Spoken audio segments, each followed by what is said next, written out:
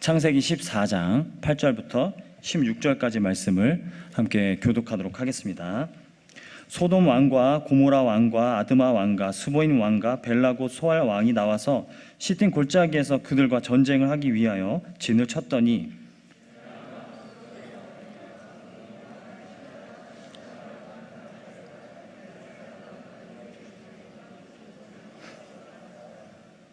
시팀 골짜기에는 역청 구덩이가 많은지라 소돔 왕과 고모라 왕이 달아날 때에 그들이 거기 빠지고 그 나머지는 산으로 도망하매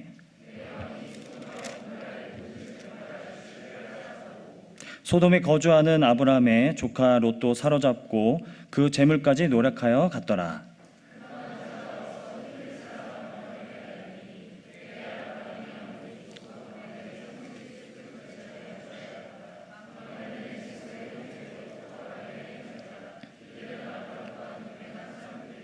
아브라함이 그의 조카가 사로잡혔음을 듣고 집에서 길리고 훈련된 자 318명을 거느리고 단까지 쫓아가서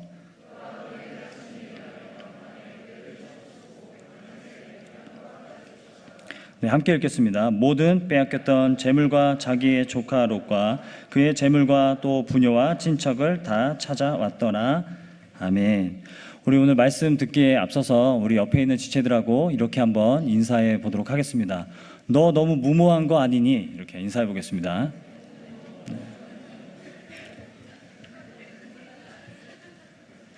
네, 그만하셔도 될 것 같습니다. 네.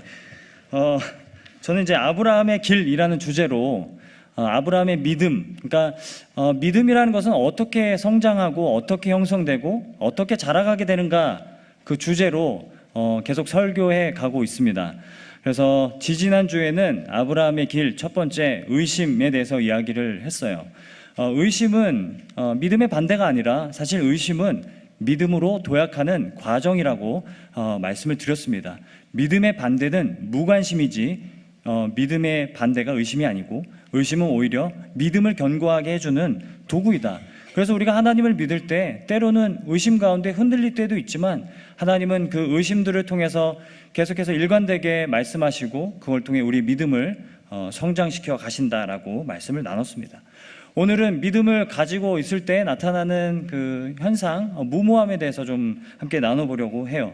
여러분, 무모하다는 말의 의미가 무엇일까요? 네이버 사전을 찾아봤어요. 네이버 사전에서 무모함이란 꽤나 계략이 없다라는 뜻으로 그렇게 정의하고 있어요.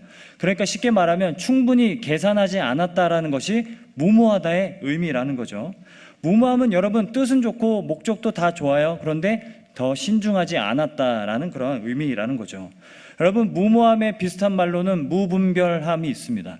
그런데 여러분, 우리가 무모함이라고 얘기할 때 왠지 부정적인 뉘앙스로 자꾸 듣게 되는 이유는 이 무모함과 무분별함을 같은 의미로 알고 있어서이지 않을까 그런 생각을 하게 돼요.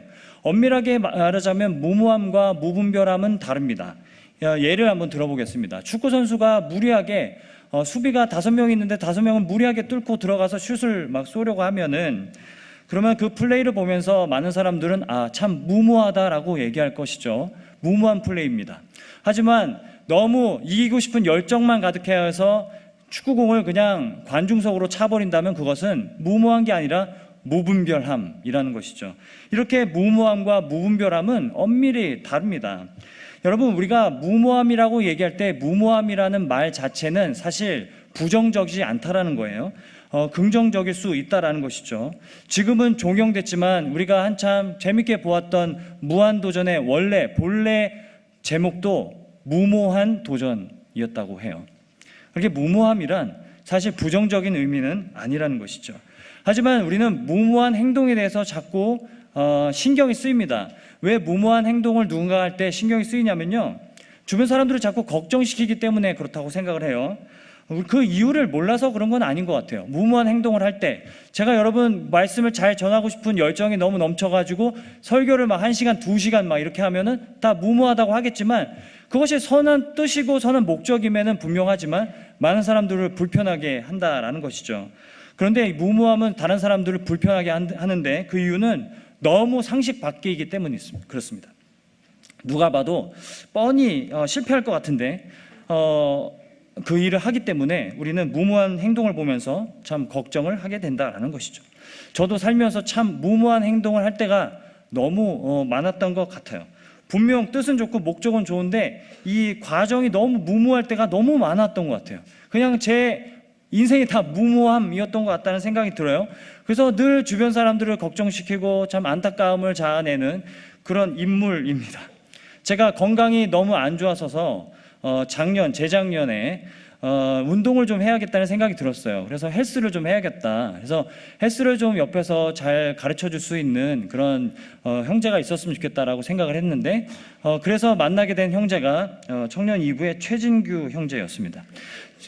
많은 사람들이 제가 최진규 형제랑 헬스를 한다는 걸 듣고 굉장히 그럼 좀 무모하다라고 여겼던 것 같아요. 괜찮겠냐고 막 물어봤습니다.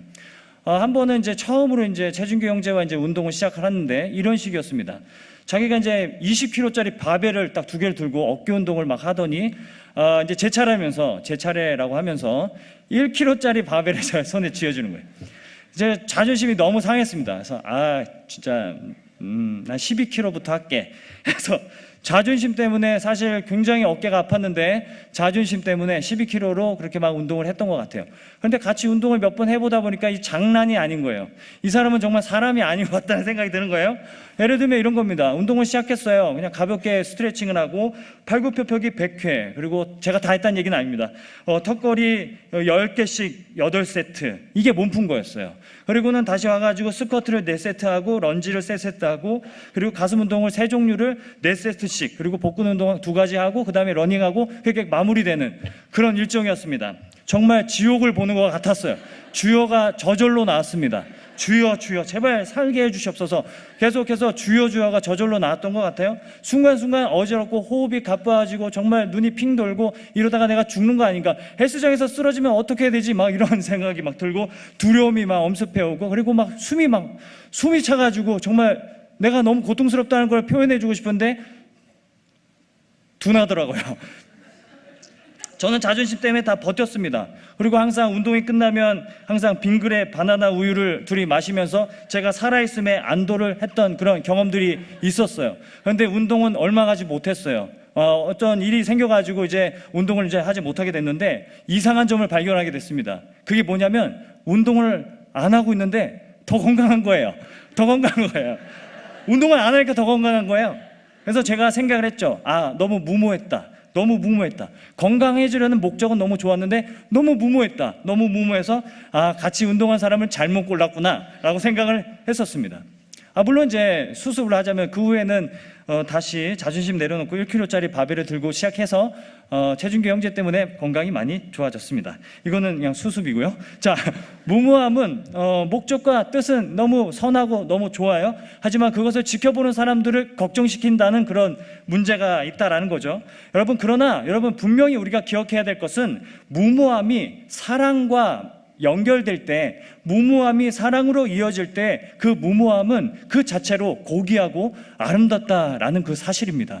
여러분, 우리가 대부분의 사랑이 아름답다라고 하는 것은 그 사랑이 가지고 있는 그 무모함의 특성 때문에 우리는 사랑을 보면서 우리는 아름답고 고귀하다고 얘기한다라는 것이죠. 여러분, 오늘 본문 말씀을 보게 되면요, 근동 지역에 갑자기 전쟁이 일어납니다. 거대한 전쟁이 일어나고 있음을 우리에게 보여주고 있어요. 여러분, 좀 가쁜 전쟁스러워요. 제가 생각할 때 12장부터 나오는 아브라함의 이미지는 그냥 백발의 노인, 그냥 연약한 노인의 모습이고 그냥 지팡이 짚고 걸어가는 노인의 모습으로 그려지는데, 갑자기 창세기 14장부터는 갑자기 전쟁의 영웅 이미지예요.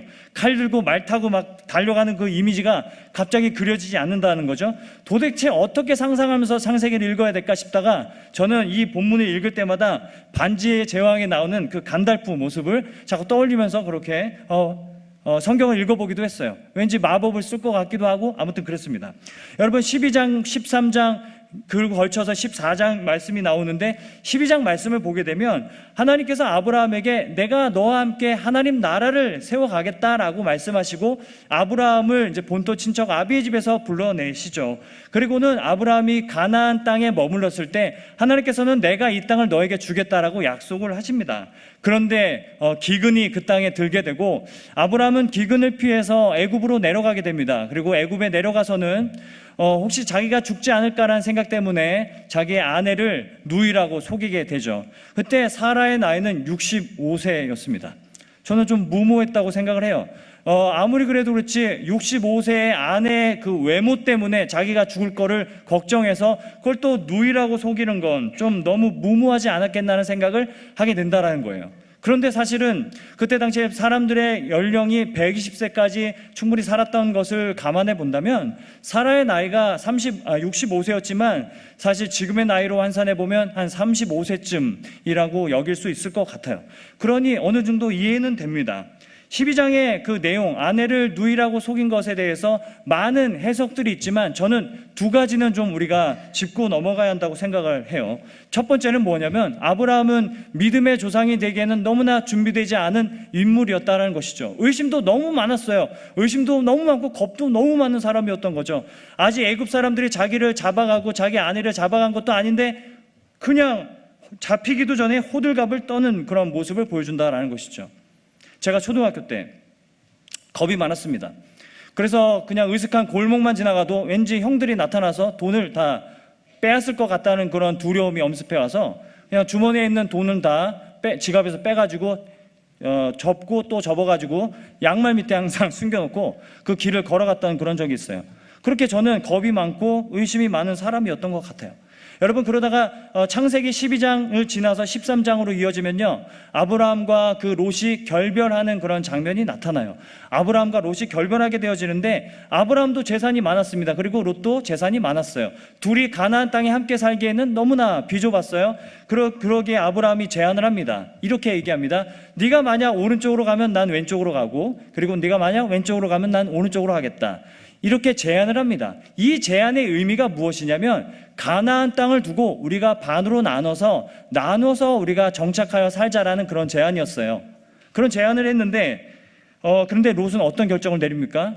오른쪽도 택하지 않고 왼쪽도 택하지 않습니다. 그냥 더 앞으로 나아가서 정확히 말하면 정확히 동남쪽 100km 떨어진 그 소돔에 가서 정착하게 되더라라는 것이죠. 엄밀하게 말하면 여러분, 아브라함은 롯에게 버림을 받은 겁니다. 롯은 이렇게 얘기하는 거죠. 아브라함 삼촌에게 그냥 이 땅 당신이 다 가지세요. 나는 더 하나님의 동산처럼 보이는 그 소돔에 가서 나는 정착하여 살겠습니다라고 아브라함을 떠나는 그런 모습으로 보여진다는 겁니다. 여러분, 이러한 롯의 모습은 명확하게 무분별함입니다. 룰을 벗어나 있는 것이고 제멋대로 행동하고 있는 것이죠. 목적도 방법도 옳지 않은 겁니다. 그래서 무분별함입니다. 아브라함은 롯에게 버림을 당하죠. 그리고 하나님이 약속하신 땅에 아브라함은 남아있게 되는 이야기가 13장에서 이어지게 된다는 것이죠. 롯은 그곳을 떠나 보기 좋았던 그런 소돔에 가서 정착하게 되는 것인데, 이런 모습들을 보면 아브라함은 무모하고 롯은 무분별하다라고 우리가 정리할 수 있게 되는 것이죠. 그러다가 14장이 나옵니다. 근동 지역에 거대한 전쟁이 벌어지게 된다라는 내용이죠. 여러분, 14장 우리가 읽지는 않았지만 1절을 보게 되면 당시의 시날 왕에서 시날이라는 땅이 나오는데, 이 시날 땅은 지금의 이란 이라크 지역에 해당되는 땅이에요. 그리고 2절 끝에 보면 소알 왕이 나오는데, 이 소알이라는 땅은 지금의 이스라엘 팔레스타인 지역을 가리킵니다. 그러니까 이 전쟁의 규모를 보여주고 있는데, 흑해로부터 페르시아만까지 이르는 메소포타미아 지역 전체에 거대한 전쟁이 이루어지고 있었다는 것을 말해주고 있는 거예요. 여러분, 무려 9개의 나라가 참전하고 있는 전쟁이었다는 것이죠.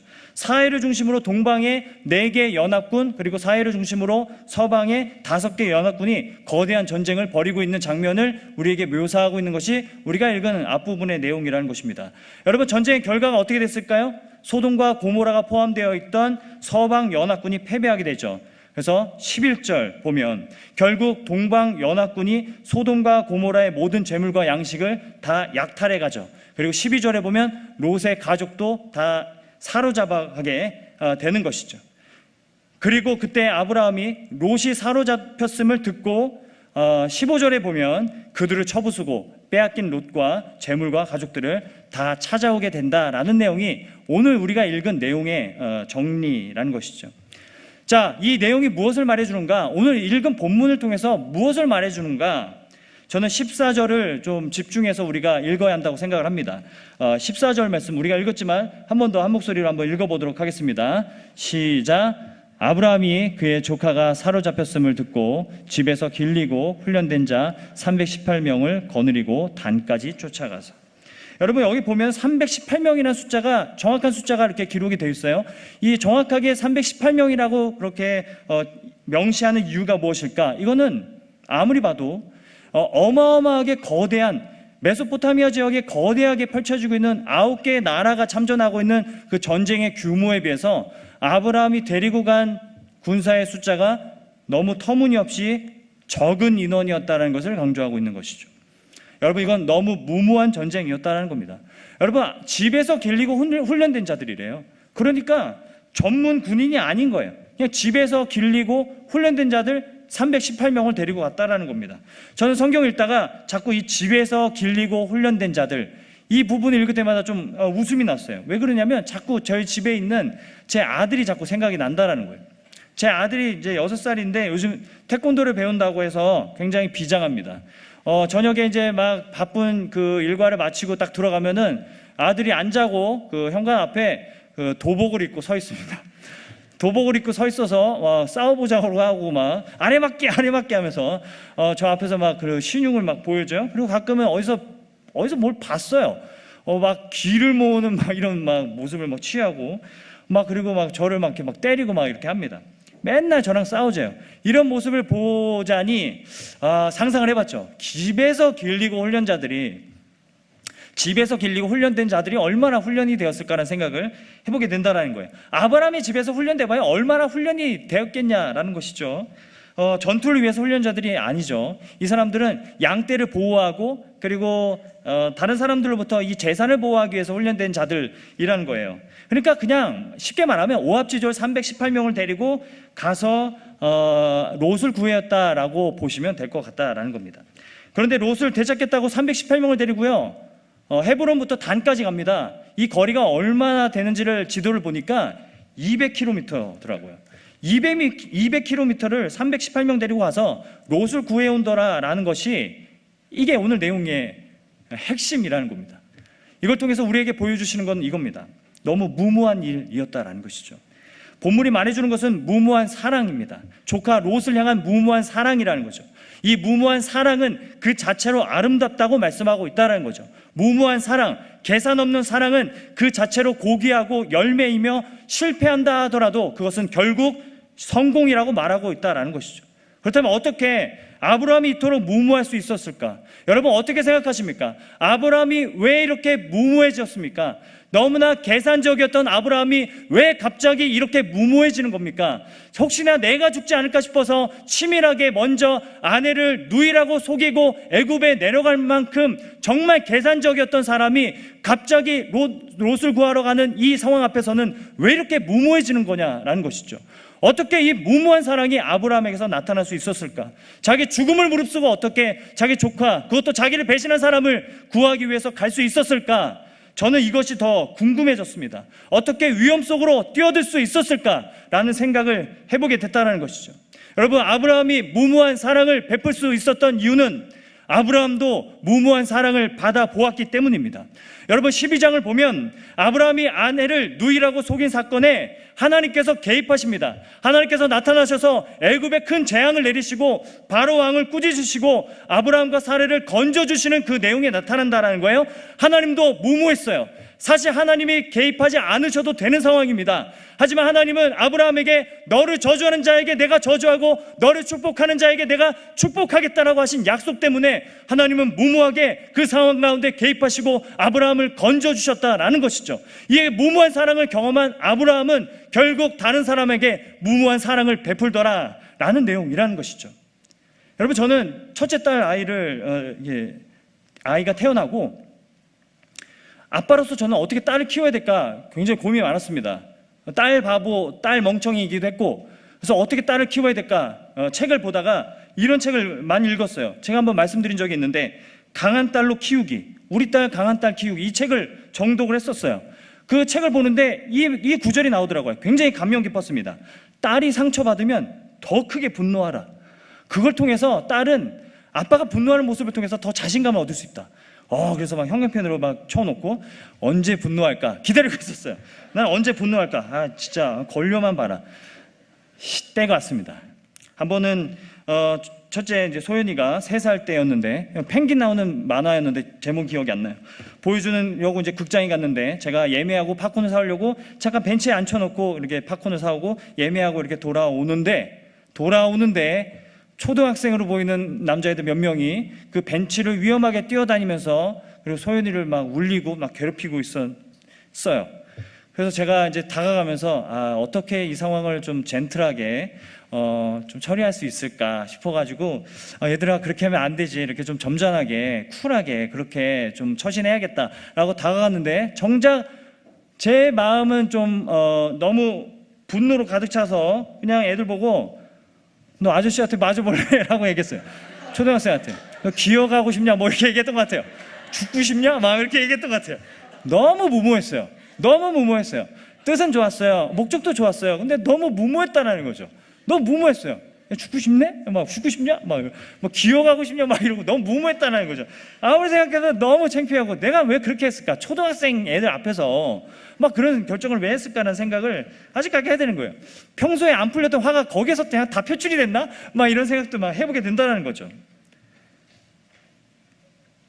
하나님께서 이와 같이 아브라함에게 무모한 사랑을 보여주셨습니다. 그리고 아브라함은 그 무모한 사랑을 입고, 그리고 조카 롯을, 자기를 배신한 조카 롯을 구하러 가더라라는 것이죠. 무모한 사랑을 경험한 아브라함이 자신을 배신한 롯에게 무모한 사랑을 베풀더라라는 것이 오늘 본문의 메시지라는 것이죠. 저는 성경에서 가장 무모한 사건 꼽아보라고 한다면 단연 무모한 싸움의 대명사인 다윗과 골리앗의 싸움을 좀 들고 싶습니다. 우리 성경을 좀 한번 찾아보도록 하죠. 사무엘상 17장인데요. 사무엘상 17장 한번 찾아봅시다. 32절인데 구약 성경 437면에 있어요. 사무엘상 17장 34절 같이 한번 읽어보도록 하겠습니다. 34절 35절 같이 한번 한 목소리로 한번 읽어보도록 하겠습니다. 사무엘상 17장 34절 35절 함께 읽겠습니다. 다윗이 사울에게 말하되 주의 종이 아버지의 양을 지킬 때 사자나 곰이 와서 양떼에게서 새끼를 물어가면 내가 따라가서 그것을 치고 그 입에서 새끼를 건져내었고 그것이 일어나 나를 해하고자 하면 내가 그 수염을 잡고 그것을 쳐 죽였나이다. 지금 어떤 상황이냐면 다윗이 골리앗과 싸우겠다고 나가자 사울이 말립니다. 그러자 사울에게 다윗이 뭐라고 얘기하냐면, 나는 내 양떼를 곰이나 사자가 물어가면 내가 끝까지 쫓아가서 그 양을 다시 건져왔습니다. 난 그런 경험이 많습니다 라고 얘기하고 있다는 거예요. 여러분, 이 다윗이 하고 싶었던 말은 그냥 나 실력 있어요, 나는 사자나 곰하고도 싸워서 이긴 사람이에요, 그러니 저 골리앗하고 싸워서도 이길 수 있어요, 자기의 자신감을 드러내고 있는 것이 아니라는 거죠. 여러분, 다윗이 오늘 이 본문에서 말하고 싶었던 내용은 뭐냐면 사실 37절입니다. 37절을 보면 제가 읽어드리겠습니다. 또 다윗이 이르되 여호와께서 나를 사자의 발톱과 곰의 발톱에서 건져내셨은즉 나를 이 블레셋 사람의 손에서도 건져내시리이다. 이걸 말해주고 싶었던 겁니다. 다윗은 그냥 내가 싸움을 좀 잘합니다, 내가 사자나 그리고 곰하고 싸워서도 이겼습니다라는 것을 얘기하면서 내가 블레셋 사람과 싸워서 이길 수 있다는 것을 얘기하는 게 아니라, 하나님께서 나를 사자의 발톱에서 그리고 곰의 발톱에서 나를 건져주셨습니다. 나는 그런 건짐받은 은혜가 있습니다. 그러므로 나도 이 백성을 건지겠습니다 라고 말하고 있는 상황이라는 거예요. 여러분, 건지심의 은혜를 받아본 사람이야말로 다른 사람들을 건져내는 데까지 나아가게 되더라라는 것이죠. 여러분, 우리는 은혜 받은 만큼 행동하고 은혜 받은 만큼 우리는 결단하며 살아가는 존재라는 겁니다. 우리는 하나님의 사랑에 감동되는 만큼 헌신하고 하나님의 사랑에 감동되는 만큼 나아갈 수 있는 그런 존재라고 성경은 말씀하고 있다는 거예요. 올해 연 첫 주에 노진주 목사님 설교를 제가 들으면서 정말 하나님의 사랑이 과연 무모한가에 대해서, 얼마나 무모한 사랑인가에 대해서 제가 묵상하면서 은혜를 받은 적이 있어요. 여러분, 출애굽기 21장을 보면 이런 규례가 나옵니다. 만약에 집에서 키우던 소가 있는데 이 소가 이웃집 사람을 들이받아서 이웃집 사람이 죽었으면 이 소는 반드시 죽여야 된다라는 그런 규례가 나와요. 그런데 주인이 이 소를 너무 사랑해서 이 소를 살리고 싶을 때는 이 죄값으로 이 소에 대한, 이 소가 다른 사람을 죽인 것에 대한 돈을 지불하면 이 소는 살릴 수 있다라고 그렇게 나오는 규례가 있습니다. 저 그 본문을 보면서 과연 얼마나 많은 사람들이 이 소를 살리려고 그 돈을 지불했을까 하는 생각을 해보게 됐다는 거예요. 저는 제 상황으로 이렇게 한번 이해를 해보려고 묵상을 해봤습니다. 저희 아버지는 강아지를 정말 좋아하세요. 정말 애지중지하십니다. 정말 목소리부터가 달라지세요. 강아지를 대할 때랑 그냥 아들들을 대할 때랑 목소리부터가 달라지세요. 정말 강아지를 사랑하시는 분인 것 같아요. 정말 사랑하십니다. 만약 율법대로라면 그 강아지가 이웃집 아저씨를 물어서 그 아저씨가 죽었는데 그 상황에서 그 강아지는 반드시 죽여야만 하는 겁니다. 그런데 만약에 그 강아지를 우리 아버지가 살리겠다고, 아버지가 대신 죽겠다, 이 강아지 대신에 내가 대신 죽겠다고 말씀하시면, 여러분, 그걸 보면서 우리가 어떻게, 참 감동적이다, 정말 강아지를 사랑하시는구나, 우리가 그렇게 얘기할 수 있겠느냐라는 것이죠. 이건 정말 말도 안 되고 무모하고 정말 무분별해 보이기까지 한 모습이라는 겁니다. 그런데 여러분, 예수님이 우리를 위해서 하신 것이 이거보다 더 무모하고 이거보다 더 무분별해 보이는 모습이라는 것이죠. 어떻게 우리를 지으신 분이 우리를 위해서 자기 아들을 십자가에 달려 죽게 하실 수 있단 말입니까? 여러분, 이거는 더 무모한 사랑이라는 겁니다. 어떻게 하나님이 피조물을 위해서 자신이 대신 십자가에 죽으시는 것, 이게 어떻게 그냥 감동적인 사랑으로 우리가 볼 수 있겠냐는 거예요. 정말 무모한 사랑이지 않겠느냐라는 겁니다. 정말 무모해 보이고 너무나 무분별해 보이고, 이거는 정말 너무나 불의해 보이고 부당해 보이고 정말 미친 사랑인 것 같은 그런 사랑의 모습으로 보여지지 않겠느냐라는 겁니다. 그런데 여러분, 이것이 복음이라고 얘기하고 있는 겁니다. 이것이 복음이라고 얘기하고 있는 거예요. 너무에 무리해 보이는데, 너무에 무모해 보이는데 이 사랑이 바로 우리를 위해서 십자가에 죽으신 예수 그리스도의 사건, 복음이라고 이야기하고 있다는 것이죠. 나를 살리려고 나를 만드신 분이 죽었다. 그걸 통해서 우리로 하여금 하나님께서 우리에게 보여주고자 하시는 그 사랑이 얼마나 무모한지를 보여주고 있다라고 저는 생각합니다. 그래서 우리는 더 하나님의 사랑을 배워가야 하는 것이죠. 더 하나님의 사랑을 날마다 배워가고 하나님의 선하심과 하나님의 사랑을 맛보기 위해서 우리가 노력하며 살아가야 한다는 것이죠. 그 하나님의 사랑의 넓이와 깊이와 높이를 우리가 알아갈 때 우리가 무모한 사랑을 실천하는 데까지 우리의 마음이 변화되어지고 믿음의 진보를 이룰 수 있다고 성경은 우리들에게 말씀하고 있다는 것입니다. 무모한 사랑이 무엇이었을까 저는 생각을 좀 해보다가 지금은 돌아가신 외할머니와 저희 어머니를 좀 떠올리게 됐어요. 어머니께서 중학생이 되셨을 때 가족 중에 교회를 다니는 사람이 한 명도 없었다고 해요. 그런데 이제 외할머니는 그때 사이비 종교에 빠져 계셨다고 합니다. 이단 종교에 빠져 계셨다고 해요. 그래서 이런 일도 있었다고 그래요. 외삼촌이 눈을 다쳤는데 병원에 가지 않고 그냥 벽에 원을 그리고 거기에 눈을 대고 있으면 낫는다라고 이야기하실 정도로 그런 사이비 종교에 빠져 계시는 상태였다고 합니다. 그 과정에서 어머니 혼자 신앙생활을 한 거예요. 어머니 혼자 신앙생활을 계속 하는데 그 신앙생활을 하면서 하나님께서 어머니에게 그 하나님의 사랑이 어떠하며 하나님의 사랑이 얼마나 큰지를 계속해서 깨달아가고 깨닫게 하시는 그런 과정이 있었던 것 같아요. 어머니는 외할머니에게 계속해서 줄곧 하나님이 그 외할머니를 사랑하신다는 것을 계속 말씀하셨다고 해요. 그리고 그 과정에서 계속 어머니를 품어주기 위해서 노력하셨다라고 합니다. 그리고 결국에는 외할머니가 올바른 신앙을 갖게 되고 온 가정이 신앙을 갖게 되어지는 그런 일들이 일어났다고 말씀하시는 것을 들은 적이 있습니다. 물론 모든 것은 다 하나님의 섭리 가운데 이루어진 일이라고 생각을 합니다. 우리가 어떠함이라기보다는 하나님의 섭리 가운데 하나님의 주권 가운데 이루어진 일이라고 저는 생각합니다만, 한 가지 우리가 알 수 있는 분명한 사실은 무모한 사랑을 아는 자가 무모한 사랑을 베푼다라는 사실이라는 점이죠. 무모한 사랑의 열매는 또 누군가에게 무모한 사랑의 열매로 반드시 맺혀지게 되어 있다라는 점입니다. 여러분, 바울이 에베소서 3장에서 이와 같이 말씀하죠. 그리스도의 사랑이 너희가 얼마나 높고 그리고 깊으며 큰지를 알게 되어서 너희들의 마음이 변하여져서 너희 마음에 합당한 열매를 맺으며 살아가기를 원한다. 이것이 복음이고 이것이 복음적인 삶이다라고 바울은 에베소서에서 말하고 있다라는 겁니다. 아브라함도 그렇고 다윗도 그렇고 다 무모한 하나님의 사랑에 그들이 감동받고 그들이 하나님의 사랑을 깨닫게 되어졌을 때 그들은 자발적으로 더 희생하며 헌신하며 살아갈 수 있었고 더 무모한 사랑의 열매를 맺으며 살아갈 수 있었다라고 성경은 가르쳐주고 있다는 것이죠.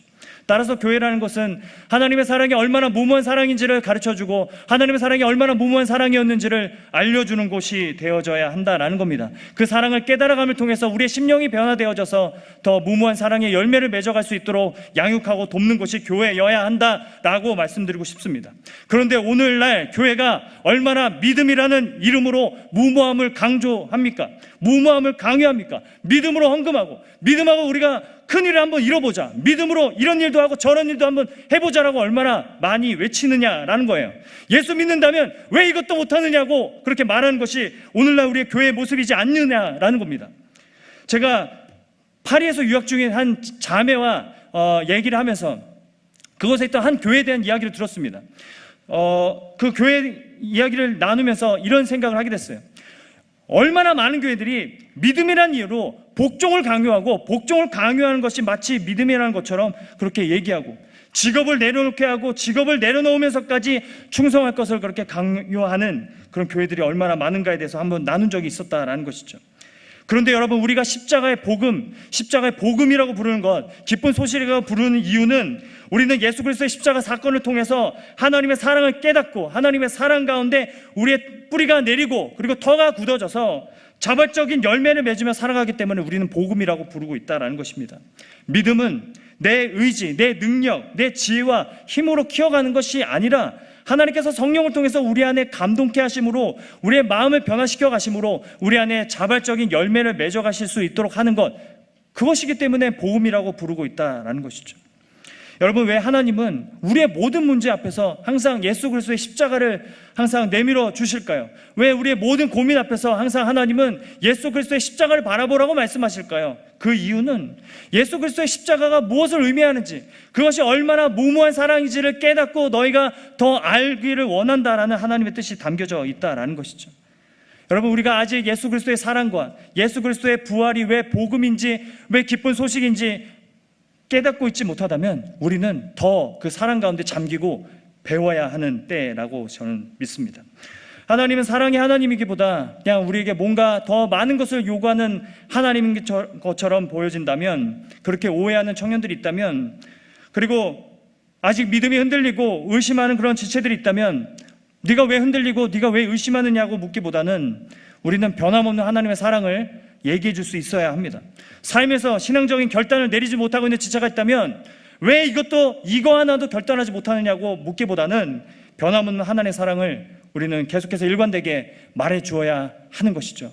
우리를 변화시킬 수 있는 것은 사람도 아니고 어떤 사람의 말도 아니고 오직 성령께서 우리를 변화시킬 수 있는 것이고, 우리가 교회 가운데서 또 다른 지체들을 대할 때 우리가 할 수 있는 유일한 것은 하나님의 사랑을 더 알게 되어지고 하나님의 사랑에 더 뿌리가 박히고 또 터가 굳어질 수 있도록 함께 기도해주고 함께 버텨주는 일이라고 저는 확신합니다. 말씀을 맺도록 하겠습니다. 하나님을 향한 여러분의 마음이 아직 계산적이라면, 내가 도무지 무모한 열매를 맺어가고 있지 못하다면, 여전히 소극적이고 여전히 주저하는 마음이라면 지금은 더 큰 의지가 필요할 때가 아니라 하나님의 사랑이 어떠한지를 말씀을 통해 더 배우고 깨달아가야 하는 시간이라고 믿습니다. 오늘도 하나님은 우리 마음 가운데 이 예배를 통해서도, 그리고 우리 모든 양육 훈련과 또 모든 프로그램들 통해서 하나님은 우리의 마음 가운데 하나님의 사랑을 심어주시고 또 하나님의 사랑이 얼마나 무모한 사랑이며 얼마나 깊은지를 깨닫게 하시기 위해서 하나님은 이루고 계시는 줄을 믿습니다. 복음의 그 은혜와 감격을 우리가 더 발견하고 더 알아감을 통해서 그 얼마나 하나님의 사랑이 무모한지를 우리가 더 깨닫게 됨을 통해서 우리도 아브라함처럼 무모함으로 나아가고 우리 주변에 있는 사람들, 우리를 배반한 사람들, 우리를 미워하는 사람들에게까지도 그 무모한 사랑의 열매를 맺어가는 저와 여러분의 삶 될 수 있기를 주님의 이름으로 축복합니다. 그러나 청년부 공동체가 될 수 있기를 소망합니다. 무모한 사랑, 계산 없는 사랑으로 우리가 더욱더 충만해져서 우리가 함께 공동체를 세워가며 또 우리 안에서 무모한 데까지 나아가는 그런 열매들이 풍성함을 통해서 더욱더 격려를 입고 또 하나님의 사랑을 더욱더 깊게 알게 되어지는 그런 청년부 올 한 해가 될 수 있기를 주님의 이름으로 축복하고 기원합니다.